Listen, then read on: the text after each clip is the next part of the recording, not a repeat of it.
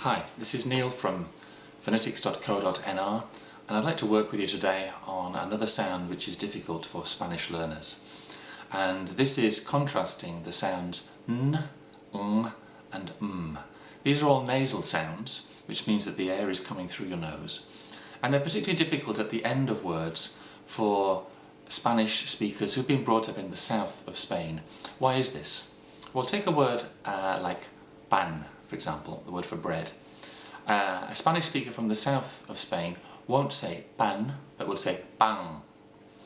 And so, effectively, that sound has changed from an n to an ng. So, what I'd like you to do, if you're a Spanish speaker from that area, is to think of some words which include an nd in the middle. Words like ende, or duende, or even a phrase like pan de molde. Now feel where the n is produced in that, pan de. You find that your tongue is touching just behind your teeth. That's called the alveolar ridge. And that is the same as an n sound in English. It's an alveolar sound. Now say words like beng, or pang, or any other word which will end in an n. Now, what you'll find when you say that, pang, is that, you see your tongue? Pang. It's not touching the roof of your mouth at all, where it actually is at the back, but the front isn't. That is the equivalent of the ng sound in English, which is when you get any word that ends in ng, like sing, king, or singing. It's a velar sound at the back of your mouth. Totally different sounds in English, separate phonemes, though simply in Spanish they're variations due to pronunciation. And finally, the sound.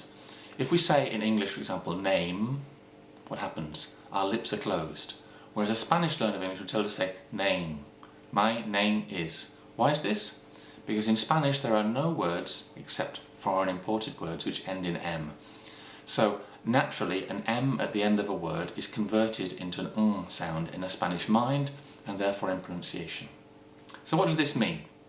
Well, it means that when you meet a word with an n at the end, a ng or ng sound at the end, or an m at the end, you have to think very carefully about how you pronounce that.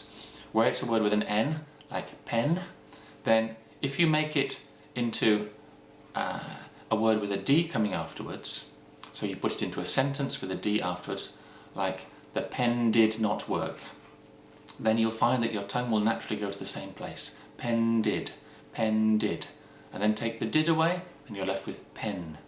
So think very carefully as you make that sound. With the sound, just make sure you close your lips. It's as simple as that. When you're saying I'm, him, Jerusalem, name, simply close your lips at the end of the word, and that will make that sound be produced as it should. And the sound, well, to do the sound, if you're not from southern Spain, imitate a southern Spanish accent, bang, bang. And if you are from southern Spain, then just imagine a word ending in an n in your normal dialect.